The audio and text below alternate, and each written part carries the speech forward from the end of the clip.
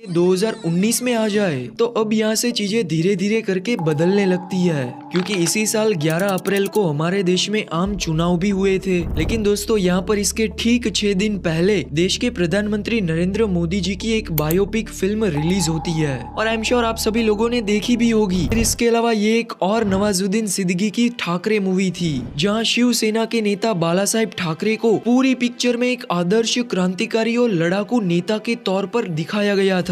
मगर इस मूवी में देखने वाली बात ये थी कि यहाँ पर ठाकरे जी की एक फेमस कमेंट जो वो अक्सर बिना किसी कटाक्ष के साउथ इंडिया के लोगों पर करते थे वो थी कि उठाओ लुंगी और बजाओ पुंगी। लेकिन इसी लाइन को दोस्तों इस मूवी में बदल कर क्या कर दिया कि भाई बजाओ पुंगी और हटाओ लुंगी। तो यहाँ पर सवाल तो ये भी उठता है कि आखिरकार इस लाइन को बदला क्यों गया? क्या बीजेपी को साउथ इंडिया के लोगों से सपोर्ट कम मिलता है इसी वजह से? यहाँ तक कि इसके खिलाफ साउथ के एक फेमस सेलिब्रिटी सिद्धार्थ जी ने ट्वीट करके ये बात बताई थी कि ऐसी डरावनी चीजों से अब आप सभी लोग नफरत को बेचना बंद करो। हाँ, मगर यहाँ पर सिर्फ अपने पक्ष के फायदे के लिए ही इन सभी प्रोपेगेंडा फिल्मों को लॉन्च करने तक ही ये कहानी नहीं रुकती। इनफैक्ट यहाँ पर ओपोजिशन पार्टीज को तोड़ने के लिए भी फिल्में बनाई जाती है, जैसा कि 2019 के जनरल इलेक्शन से ठीक पहले विजय गुट्टे की दी एक्सीडेंटल प्राइम मिनिस्टर फिल्म, जो कि भारत के फॉर्मर सीएम मनमोहन सिंह जी की कहानी पर आधारित थी। तो इस फिल्म में भी गांधी परिवार और कांग्रेस को टारगेट किया गया था। इनफैक्ट बीजेपी ने खुद ने इस मूवी के ट्रेलर को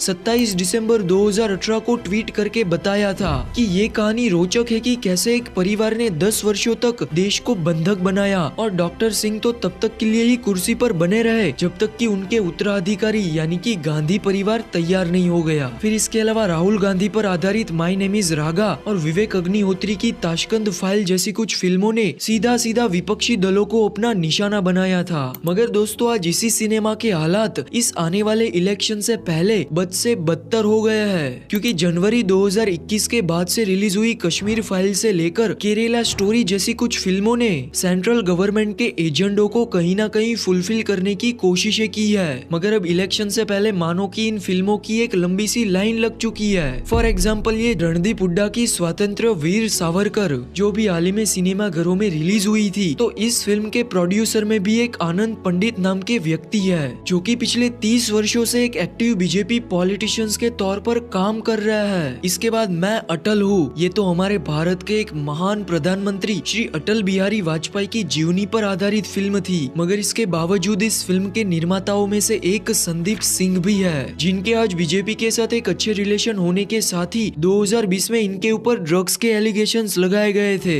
हाँ, लेकिन सिर्फ यहाँ पर बॉलीवुड के हालात ही ऐसे नहीं है, बल्कि दूसरी फिल्म इंडस्ट्री में भी ऐसे केसेस को देखा गया है। फॉर एग्जाम्पल एक तेलुगु फिल्म रजाकर जो कि आजादी के बाद हैदराबाद के दंगों पर आधारित है, तो इस मूवी को बनाया है गुड्डूर नारायण रेड्डी ने, जो कि आज तेलंगाना में एक प्रमुख बीजेपी के एक्टिव पॉलिटिशियंस होने के साथ ही इन्होंने कई बार चुनाव भी लड़ा है। सो देख रहे हो क्या हालत है आज हमारी इस फिल्म इंडस्ट्री की। दूसरी ओर यहाँ पर दोस्तों टाइमिंग वाली भी बहुत सारी मूवीज को इस 2024 के इलेक्शन से ठीक पहले रिलीज किया जा रहा है। फॉर एग्जाम्पल आपको 2002 का गोधरा हादसा तो याद ही होगा, जब नरेंद्र मोदी गुजरात के चीफ मिनिस्टर हुआ करते थे। तो इसकी पूरी एक पर्टिकुलर कहानी पर भी एक साबरमती रिपोर्ट नाम की फिल्म को 3 मई 2024 को रिलीज किया जाएगा। लेकिन यहाँ पर दोस्तों ताजुब की बात तो यह है कि इस मूवी के रिलीज होने के ठीक 4 दिन के बाद यानी कि 7 मई को गुजरात की जनता इस आने वाले 2024 के इलेक्शन में अपना वोट देने वाली है। और जब एक बार ऐसी सभी प्रोपेगेंडा फिल्म बॉक्स ऑफिस पर रिलीज हो जाती है तो फिर इसके बाद इन सभी पिक्चरों को एक तो स्पेशल टैक्स रिलीफ दिया जाता है, फिर इसके बाद जगह जगह पर ऐसी फिल्में मुफ्त में दिखाई जाती है। जैसा कि कश्मीर फाइल फिल्म के टाइम पर आपने देखा होगा कि हमारे देश के कई सारे इलाकों में ऐसी बहुत सारी कंपनियां थी जिन्होंने अपने कर्मचारियों को छुट्टियां दे देकर इस फिल्म की मुफ्त में टिकटें बांटी और इन लोगों को इस पिक्चर को दिखाने के लिए प्रोत्साहित भी किया था।